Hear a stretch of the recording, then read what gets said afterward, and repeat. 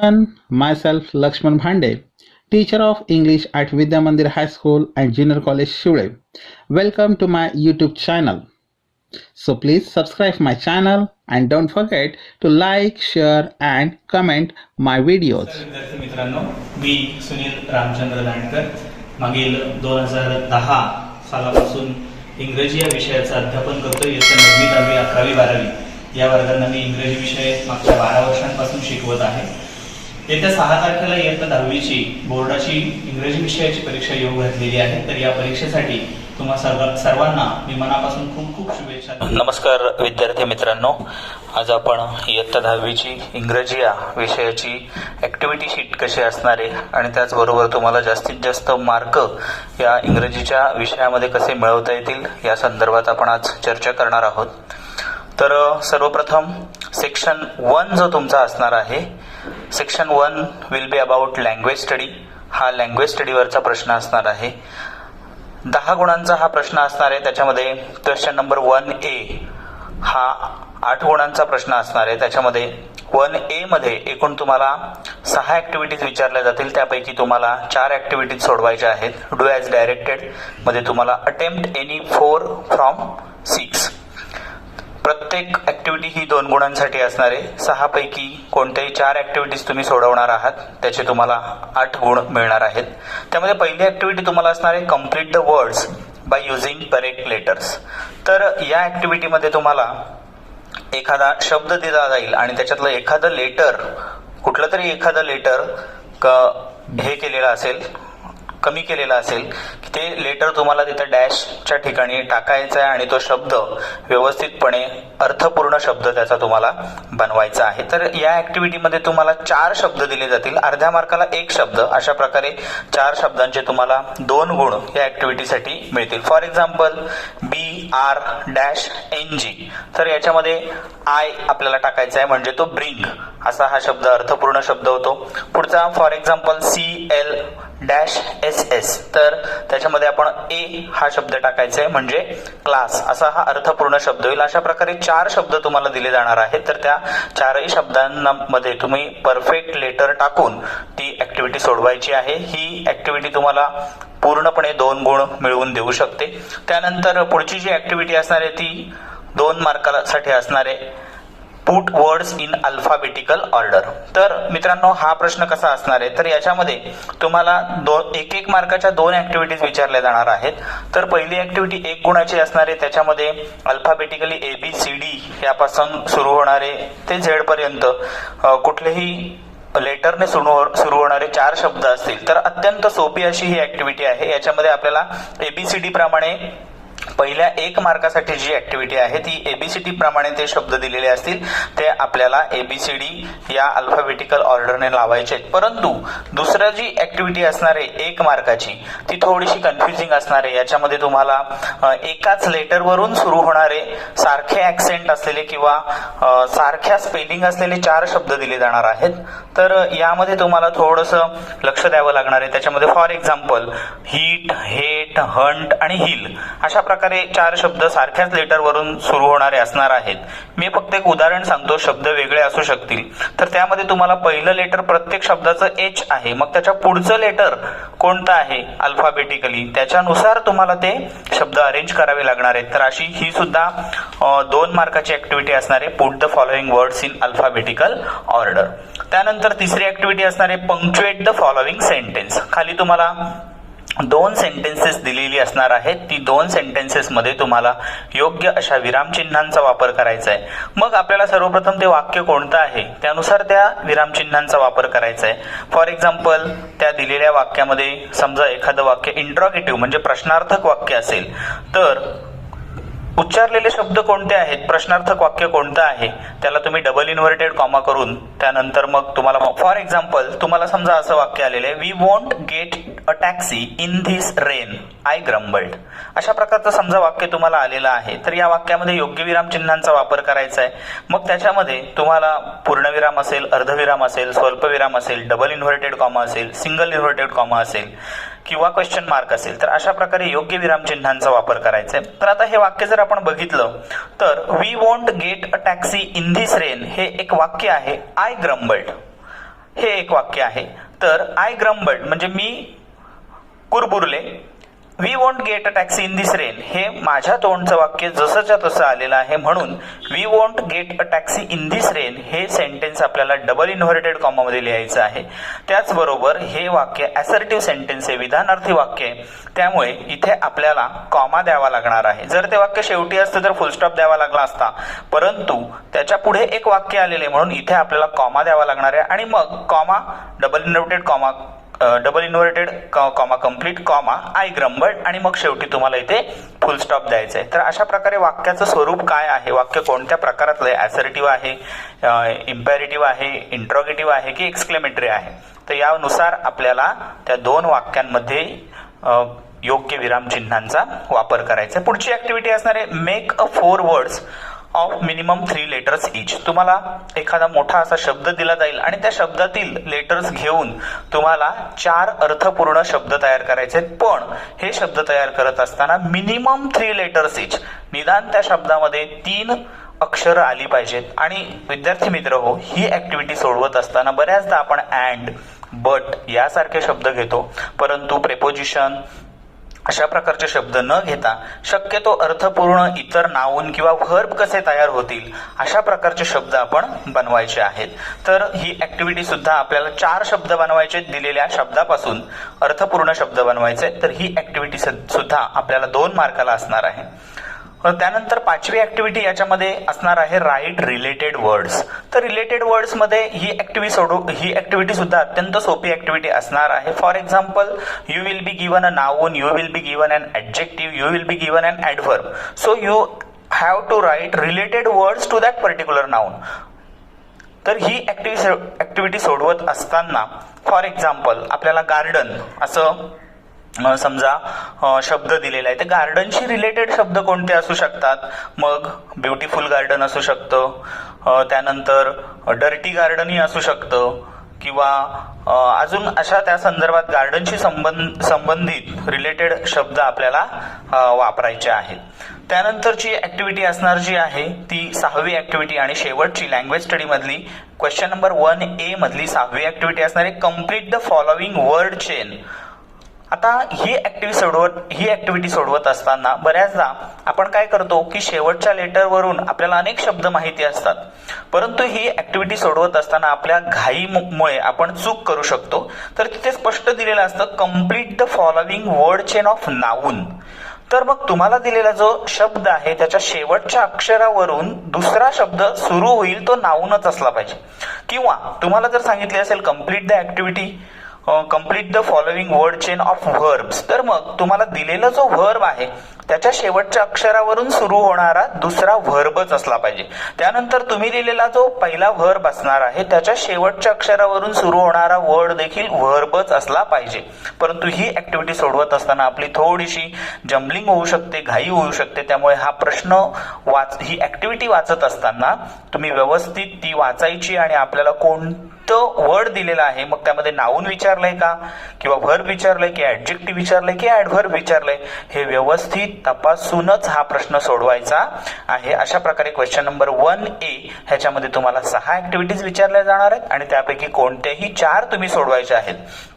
त्यानंतर question number 1B हा 2 मार्काचा प्रश्न असणार आहे. त्याच्यामध्ये डू ॲज डायरेक्टेड मध्ये आपल्याला काय काय विचारलं जाणार आहे बघा. तर 1B त्याच्यामधला 1 जो असणार आहे अटेम्प्ट एनी वन. मग यामध्ये आपल्याला काय विचारलं जाणार आहे, make meaningful sentence using the phrase. विद्यार्थी मित्रांनो, तुम्हाला याच्यामध्ये एक फ्रेज दिली जाईल आणि ती फ्रेजचा वापर करून तुम्हाला अर्थपूर्ण असं एक अचूक वाक्य तयार करायचं आहे. फॉर एक्झाम्पल, समजा तुम्हाला विचारलं की इन सर्च ऑफ, ही तुम्हाला फ्रेज दिलेली. इन सर्च ऑफ म्हणजे काय, च्या शोधार्थ. मग तुम्ही कसं वाक्य तयार करू शकता, तर for example I was in search of my friend. मी माझ्या मित्राच्या शोधात होतो किंवा मी माझ्या मित्राला शोधत होतो. किंवा उदाहरणार्थ बी एबल टू, अशा प्रकारची तुम्हाला अशा प्रकारची फ्रेज दिलेली आहे. मग तुम्ही काय करता, ओढून ताणून कुठून तरी तो बी आणण्याचा प्रयत्न करता. तर त्या बीचा अर्थ काय आहे, बी हे टू बीचं रूप आहे. त्याचे वर्तमान कालामध्ये इज, एम, आर आणि भूतकाळामध्ये आपण वॉज वेअर वापरतो. मग बीच्या ऐवजी इज, एम, आर किंवा वॉज वेअर आलं तरी चालेल. मग be able to, for example I am able to get 90% marks in SSC exam. For example I am able to, आता एम आलेला आहे बीच्या ऐवजी, म्हणजेच ते टू बीचं रूप आहे.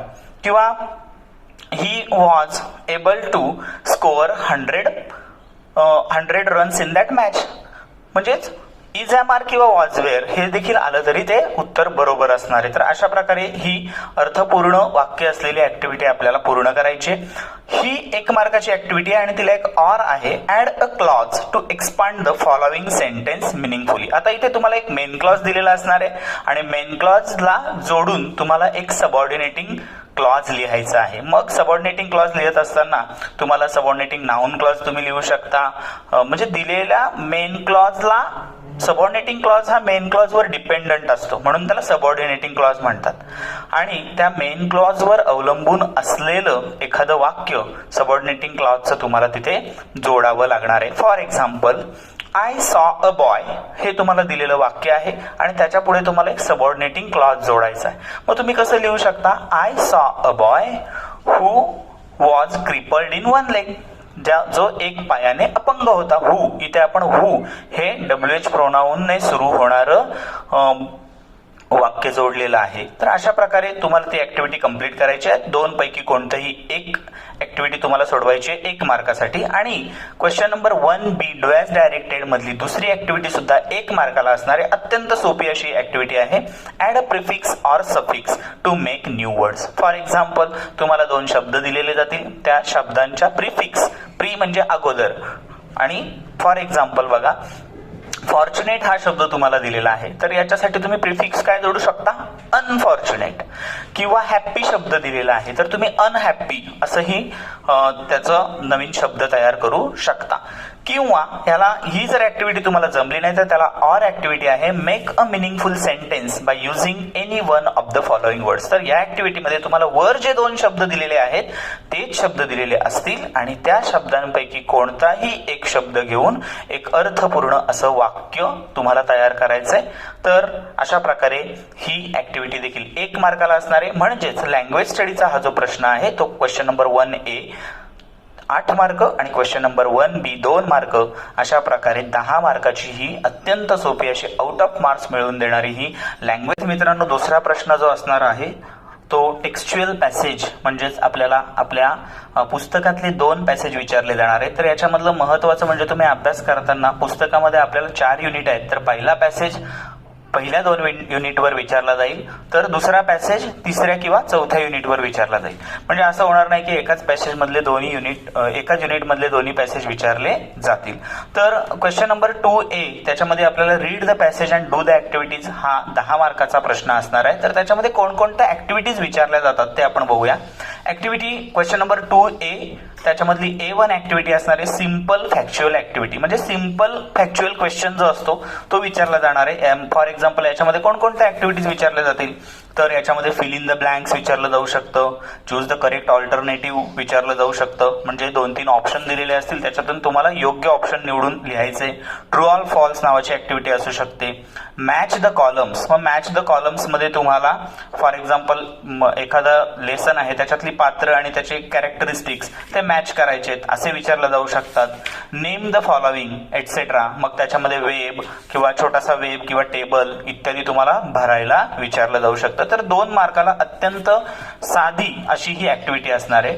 त्यानंतर ऍक्टिव्हिटी नंबर 2 ही कॉम्प्लेक्स फॅक्च्युअल ऍक्टिव्हिटी असणार आहे, म्हणजे पहिल्या प्रश्नासारखीच असणार आहे पण ही थोडीशी कॉम्प्लेक्स असणार आहे. For example the answer of this activity will be based on more than 1 part of the passage, म्हणजे लगेचच तुम्हाला एकाच ओळीमध्ये याचं उत्तर सापडणार नाही. तर याच्यामध्ये तुम्हाला पॅसेजचं स्किमिंग करावं लागणार आहे, नीट तुम्हाला हा पॅसेज वाचावा लागणार आहे, वाचूनच तुम्हाला या ऍक्टिव्हिटी सोडवता येणार आहे. मग याच्यामध्ये कोणकोणत्या ऍक्टिव्हिटीज विचारल्या जाऊ शकतात, कंप्लीट द फॉलोइंग अशी ऍक्टिव्हिटी विचारली जाऊ शकते ज्यामध्ये तुम्हाला एखादं अर्धवाक्य दिलं जाईल जे पूर्ण करा.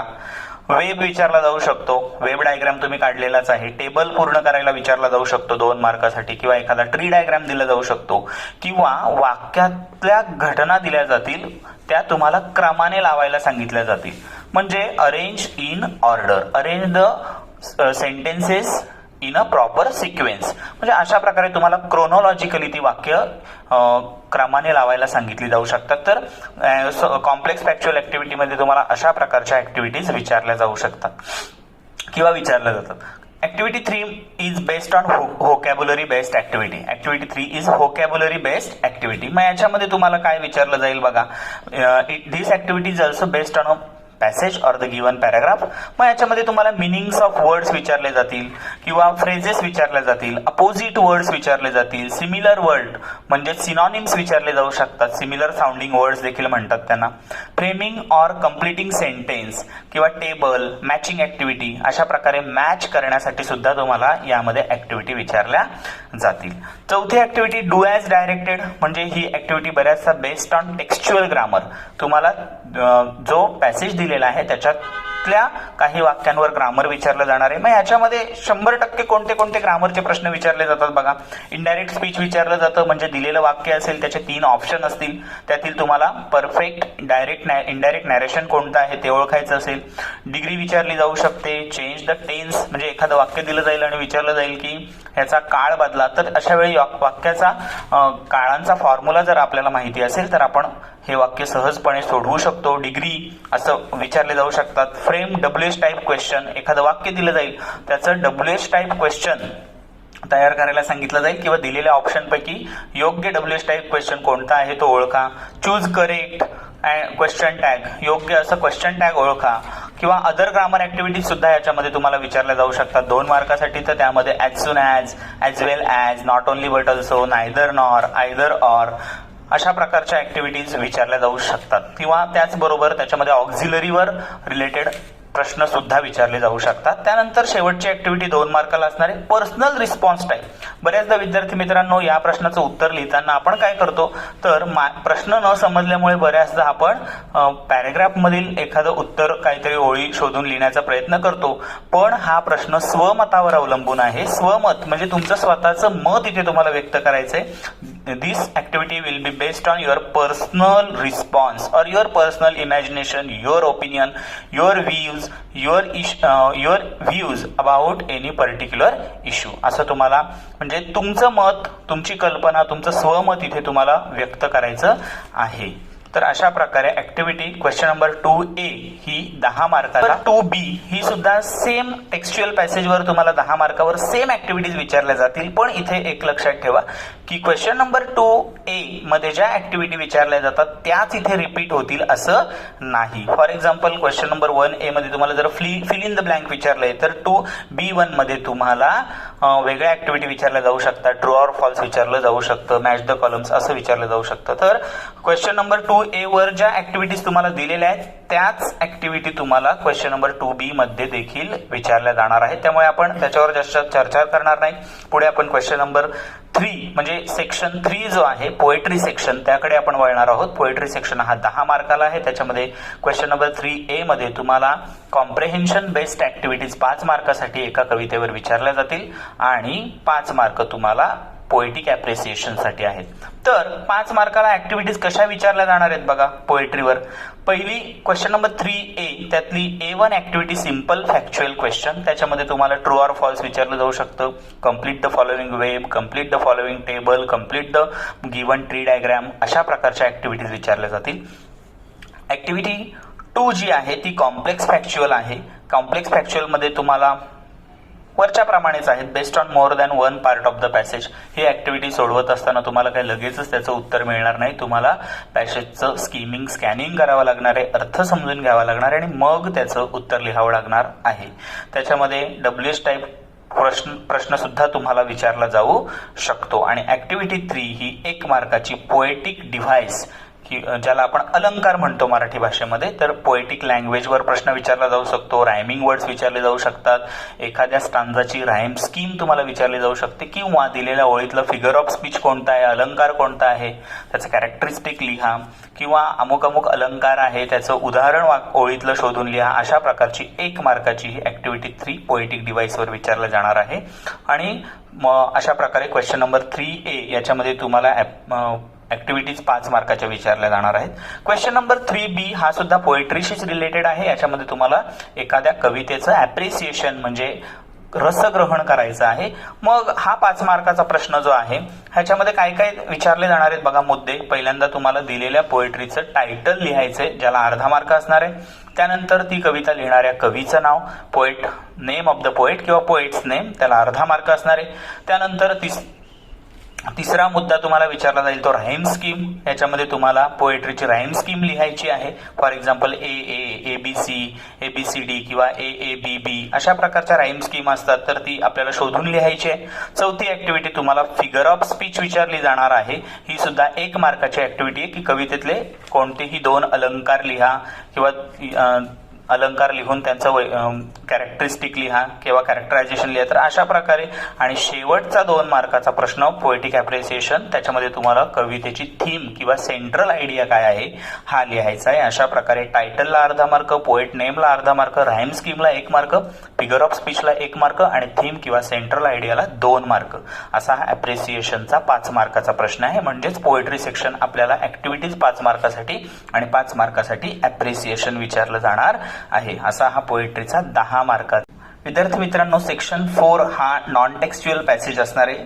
हा 10 मार्काचा इथे तुम्हाला पॅसेज दिला जाणार आहे. तर या पॅसेजमध्ये सुद्धा सेम आपल्याला क्वेश्चन नंबर 2 जो आपण सोडवलेला आहे 2A आणि 2B ह्यामध्ये ज्या ऍक्टिव्हिटीज विचारल्या जाणार आहेत, for example simple factual question किंवा कॉम्प्लेक्स फॅक्च्युअल ऍक्टिव्हिटी, तिसरी असणारे व्होकॅब्युलरी बेस्ड असणारे, चौथी असणारे डू ॲज डायरेक्टेड म्हणजे याच्यामध्ये सुद्धा वर दिल्याप्रमाणेच ग्रामर असणार आहे. आणि ऍक्टिव्हिटी 5 मध्ये तुम्हाला पर्सनल रिस्पॉन्स म्हणजे स्वमत लिहायचं. दुसरा जो महत्वाचा प्रश्न यामध्ये असणार आहे क्वेश्चन नंबर 4B हा तुम्हाला समरी रायटिंगसाठी असणार आहे. तर हा प्रश्न कोणीही सोडायचा म्हणजे सोडून द्यायचा नाही. हा प्रश्न कंपल्सरी लिहायचा आहे. हा 5 मार्कासाठी असणार आहे.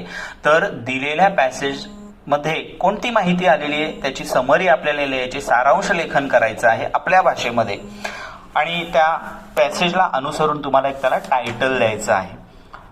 मग हा प्रश्न सोडवत असताना जर आपल्याला पॅसेज समजलाच नाही तर काय करायचंय, अशा विद्यार्थ्यांसाठी ज्यांना पॅसेज समजलाच नाही त्यांनी मग वरच्या मधल्या 2 ओळी किंवा शेवटच्या 2 ओळी असं करून हा प्रश्न लिहायचा आहे. कारण याच्यामध्ये तुम्हाला 100% 2 ते 3 मार्क मिळू शकतात.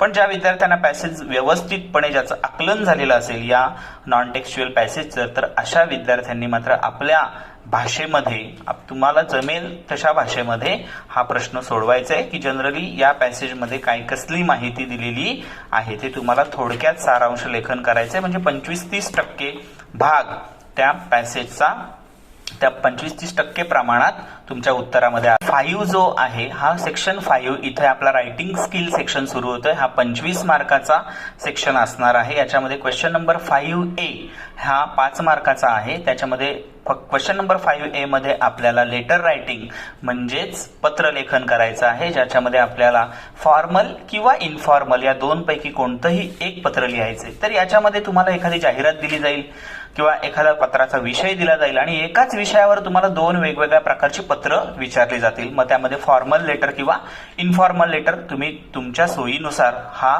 निवडायचा आहे आणि कोणतंही एक पत्र लेखन तुम्ही करायचंय. तर विद्यार्थी मित्रांनो, इनफॉर्मल लेटर हे फॉर्मल लेटरपेक्षा बऱ्यापैकी सोपं असतं. त्यामध्ये सेंडर्स ऍड्रेस तुम्हाला दिलेला असतो, तो तुम्हाला लिहायचा आहे, त्याला अर्ध्या गुणासाठी आहे. सॅल्युटेशन तुम्हाला लिहायचं आहे, डिअर फ्रेंड, डिअर मदर अशा प्रकारे, त्याला अर्धा मार्क आहे. त्यानंतर तुम्ही मेन बॉडी ज्यावेळी लेटरची लिहिणार आहेत तिला 2.5 मार्क आहेत आणि क्लोजिंग जे असणार आहे पत्राचा समारोप तो अर्ध्या मार्कासाठी असणार आहे. असे 4 मार्क आणि तुमचं जे ग्रामर असणार आहे किंवा जे व्याकरण दृष्ट्या तुम्ही व्यवस्थितपणे पत्र लिहिलंय की नाही असा त्याला 1 मार्क, असे एकूण 5 मार्काला आहे इन्फॉर्मल लेटर असणार आहे. आणि सेम फॉर्मल लेटर सुद्धा 5 मार्कालाच असणार आहे, पण त्याच्यामध्ये रिसिव्हर्स ऍड्रेस अँड डेट इथे तुम्हाला एक्स्ट्रा डेट लिहायचे सेंडर्स ऍड्रेस अँड डेट.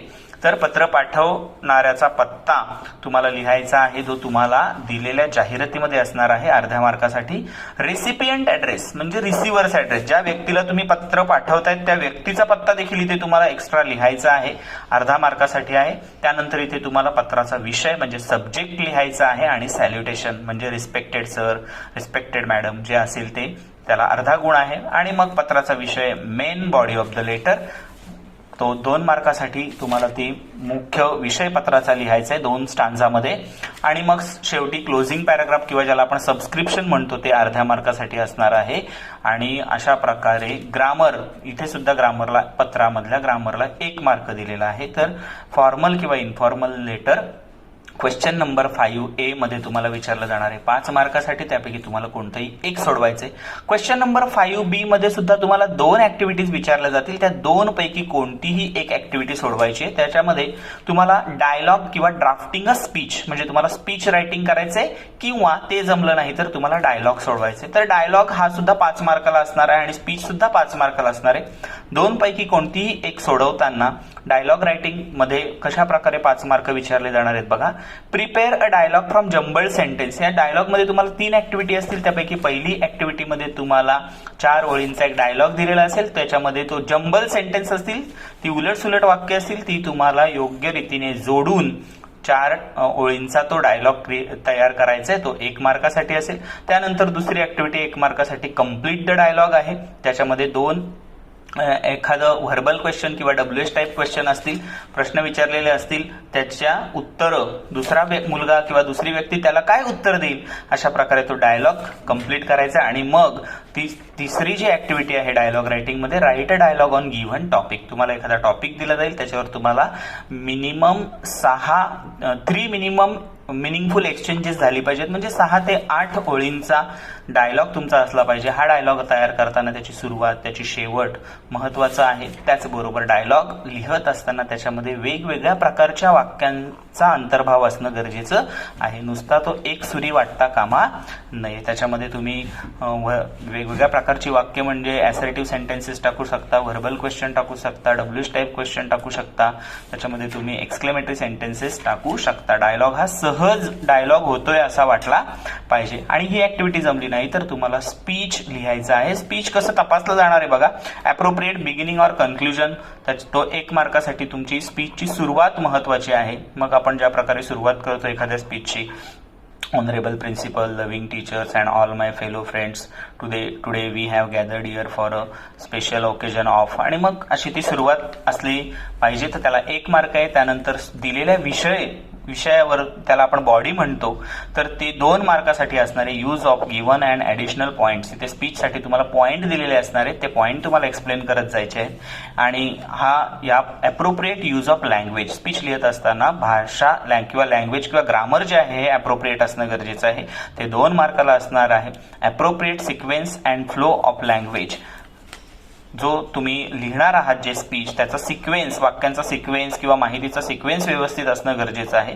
आणि ग्रामरला सुद्धा इथे अप्रोप्रिएट ग्रामर स्ट्रक्चर, त्याला 1 मार्क आहे. अशा प्रकारे स्पीच देखील तुमचं 5 मार्काला असणार आहे. तुम्हाला डायलॉग किंवा स्पीच पैकी एक काहीतरी लिहावं लागणार आहे. अशा प्रकारे क्वेश्चन नंबर 5A मध्ये 2 पैकी एक लेटर आणि क्वेश्चन नंबर 5B मध्ये डायलॉग किंवा स्पीच यापैकी काहीतरी एक, असा 10 मार्काला क्वेश्चन नंबर 5 असणार. त्यानंतर आपला क्वेश्चन नंबर 6 हा 10 मार्काचा असणार आहे. त्याच्यामध्ये 6A मध्ये इन्फॉर्मेशन ट्रान्सफरचे 2 प्रश्न आपल्याला विचारले जाणार आहेत. पहिला असणार आहे नॉन व्हर्बल टू व्हर्बल, हा 5 मार्कासाठी. आणि तो जर जमला नाही तर व्हर्बल टू नॉन व्हर्बल, म्हणजे दिलेली, आता नॉन व्हर्बल टू व्हर्बल म्हणजे काय, तर तुम्हाला दिलेली माहिती नॉन व्हर्बल फॉर्ममध्ये असणार आहे. म्हणजेच तुम्हाला नोट्स दिली जाऊ शकते, फ्लोचार्ट दिला जाऊ शकतो, ग्राफ दिला जाऊ शकतो, पाय डायग्राम दिला जाऊ शकतो, ट्री डायग्राम दिला जाऊ शकतो, एखादा टेबल दिला जाऊ शकतो. And you are expected to write paragraphs based on the given information. आणि मग अशा प्रकारे दिलेला नॉन व्हर्बल इन्फॉर्मेशन म्हणजे जी ग्राफिकल फॉर्ममध्ये दिलेली इन्फॉर्मेशन आहे, त्याच्यावर तुम्हाला व्हर्बल इन्फॉर्मेशन म्हणजे 2 पॅराग्राफ्स तुम्हाला त्याच्यावर लिहायचे आहेत. त्याला टायटल द्यायचं आहे. टायटलला 1 मार्क असणार आहे. तुम्ही सगळे पॉईंट्स मांडलेत की नाहीत ते पाहिलं जाणार आहे. त्याला 2 मार्क्स असणार आहेत. त्यातला ग्रामॅटिकल कन्स्ट्रक्शन तुमचं कसं आहे सेंटेन्सचं, त्याला 1 मार्क असणार आहे. आणि अप्रोप्रिएट लँग्वेज तुम्ही वापरली की नाही ह्याला 1 मार्क असणार आहे. अशा प्रकारे 5 मार्काचा हा प्रश्न असणार आहे. आणि हा प्रश्न जर जमला नाही तर तुम्हाला दुसरा याला और प्रश्न असणार आहे व्हर्बल टू नॉन व्हर्बल, म्हणजे इथे तुम्हाला पॅरेग्राफ दिलेला असेल आणि त्या पॅरेग्राफमधली माहिती तुम्हाला नॉन व्हर्बलमध्ये, म्हणजेच एखाद्या फ्लोचार्टमध्ये मांडायला सांगितलं जाईल, ट्री डायग्राममध्ये मांडायला सांगितलं जाऊ शकते, एखादा टेबल कंप्लीट करायला सांगितलं जाऊ शकतो किंवा ग्राफ कंप्लीट करायला सांगितलं जाऊ शकतो, पाय डायग्राम विचारला जाऊ शकतो. आणि इथे सुद्धा तुम्हाला त्याला टायटल द्यायचं आहे. टायटलला 1 मार्क मार्क असणार आहे. कव्हरिंग ऑल पॉईंट्स म्हणजेच सगळे पॉईंट्स तुम्ही कव्हरअप केलेत की नाहीत ह्याला 2 मार्क असणार आहेत. ॲप्रोप्रिएट ग्राफिक लेआउट, इथे तुम्हाला आता ग्राफ काढावा लागणार आहे, म्हणजे टेबल, ट्री डायग्रॅम, ग्राफ, पाय डायग्रॅम, मग तो व्यवस्थित काढलाय की नाही तर त्याला 1 मार्क असणार आहे. आणि ओव्हरऑल तुमची जी प्रेझेंटेशन आहे इन्फॉर्मेशनची त्याला 1 मार्क असणार आहे. अशा प्रकारे 5 मार्काला व्हर्बल टू नॉन व्हर्बल, म्हणजे 2 पैकी कोणती एक ॲक्टिव्हिटी तुम्हाला 5 मार्कासाठी सोडवायची क्वेश्चन नंबर 6A मध्ये. त्यानंतर क्वेश्चन नंबर 6B हा एक्सपांड द थीम असा प्रश्न असणार आहे. याच्यामध्ये तुम्हाला 2 पैकी 1 त्यामध्ये न्यूज रिपोर्ट किंवा develop a story or narrate the experience अशा प्रकारे 2 पैकी कोणतीही एक ॲक्टिव्हिटी सोडवायची आहे. न्यूज रिपोर्टमध्ये तुम्हाला हेडलाईन लिहावी लागणार आहे, डेट लाईन टाकावी लागणार आहे, बाय लाईन मग त्याच्यामध्ये place, time, from whom the news is provided, reporter कोण आहे हे सगळी माहिती, लीड लाईन टाकावी लागणार आहे, कन्क्लुजन करावं लागणार आहे. तर अशी ही न्यूज 5 मार्कासाठी असणार आहे. आणि ती जर जमली नाही तर तुम्हाला प्रश्न विचारला जाईल स्टोरी किंवा नॅरेट द एक्सपिरियन्स. तर याच्यामध्ये तुम्हाला सुरुवात किंवा शेवट स्टोरीचा करून दिला असणार आहे. फॉर एक्झाम्पल तुम्हाला develop a story with the given beginning, मग बिगिनिंग दिलेली असेल किंवा develop a story with the given ending, मग त्यानुसार तुम्हाला ती स्टोरी तयार करायची आहे. तर स्टोरी ही ऑलवेज सिम्पल पास्ट किंवा पास्ट कंटिन्युअसमध्ये लिहिली जाते, पण तुम्ही याच्यामध्ये प्रेझेंट टेन्सचा सुद्धा वापर करू शकता. कधी जर एखादा डायलॉग वगैरे असेल तर तिथे तुम्ही फ्युचर टेन्स, प्रेझेंट टेन्स वापरू शकता. तर स्टोरी कशी तपासली जाणार आहे तुमची, तिचं टायटल तुम्ही काय दिलं, इथे तुम्हाला टायटलला 1 मार्क असणार आहे. आणि स्टोरीची बिगिनिंग जी तुम्हाला दिलेली असेल किंवा एंड दिलेला असेल तर त्यानुसार टायटल आणि बिगिनिंग किंवा एंडिंग याला 1 मार्क असणार आहे. तुम्ही स्टोरीमध्ये वापरलेली व्होकॅब्युलरी काय आहे किंवा ग्रामर कसं आहे, ग्रामरला खूप महत्त्व असणार आहे स्टोरी रायटिंग करताना, त्याला 1 मार्क आहे. तुम्हाला दिलेले पॉईंट्स तुम्ही सर्व पॉईंट्स कव्हरअप केलेत की नाहीत, ॲप्रोप्रिएट पॉईंट्स मांडलेत की नाही ह्याला 1 मार्क असणार आहे. लॉजिकल ऑर्डरला 1 मार्क असणार आहे. आणि ओव्हरऑल तुमचं प्रेझेंटेशन किंवा कन्क्लुजन आहे त्याला 1 मार्क असणार आहे. अशा प्रकारे तुम्हाला न्यूज रिपोर्ट किंवा स्टोरी यापैकी कोणता तरी एक प्रश्न सोडवायचा आहे क्वेश्चन नंबर 6B मध्ये. म्हणजेच क्वेश्चन नंबर 6A मध्ये तुम्हाला इन्फॉर्मेशन ट्रान्सफर 2 प्रकारचे आहेत, त्यापैकी कोणता तरी एक सोडवायचा आहे. आणि क्वेश्चन नंबर 6B मध्ये न्यूज किंवा develop a story or narrate the experience या 2 पैकी कोणतीही एक ॲक्टिव्हिटी सोडवायची. 5-5 मार्काला असा क्वेश्चन नंबर 6A आणि क्वेश्चन नंबर 6B दोन्ही मिळून 10 मार्काची ही ॲक्टिव्हिटी असणार आहे. त्यानंतर विद्यार्थी मित्रांनो आपण येऊया शेवटच्या प्रश्नाकडे. हा अत्यंत सोपा आणि ट्रान्सलेशनचा असलेला क्वेश्चन नंबर 7 5 मार्कासाठी असणार आहे. याच्यामध्ये तुम्हाला 3 ॲक्टिव्हिटीज विचारल्या जाणार आहेत. त्यामध्ये ए ॲक्टिव्हिटी 7A असणार आहे. Translate any 4 words from given 6 words in your medium of instruction. Medium of instruction म्हणजे आपली मातृभाषा. पूर्वी तुम्हाला मदर टंग असा शब्द वापरला जायचा, पण आता मीडियम ऑफ इन्स्ट्रक्शन असा शब्द वापरला जातो. तर ह्यामध्ये 6 शब्द दिले जातील इंग्रजीमधले, ते तुम्हाला त्यापैकी कोणतेही 4 शब्द मराठीमध्ये ट्रान्सलेट करायचे. 2 गुणांसाठी ही ॲक्टिव्हिटी असणार आहे. त्यानंतर 7B मध्ये तुम्हाला translate any 2 sentences into your mother of instruction from the given 4 sentences. इथे तुम्हाला 4 इंग्रजीतली वाक्य दिलेली असणार आहेत. या 4 इंग्रजीतल्या वाक्यांपैकी 2 वाक्यांचं तुम्हाला आपल्या मातृभाषेत म्हणजे मराठी भाषेमध्ये ट्रान्सलेशन करायचं आहे. आणि शेवटची ॲक्टिव्हिटी क्वेश्चन नंबर 7C ही 1 गुणाची असणार आहे. याच्यामध्ये तुम्हाला एखादी म्हण किंवा वाक्प्रचार दिला जाणार आहे. Translate any one idiom or proverb into your mother of instruction.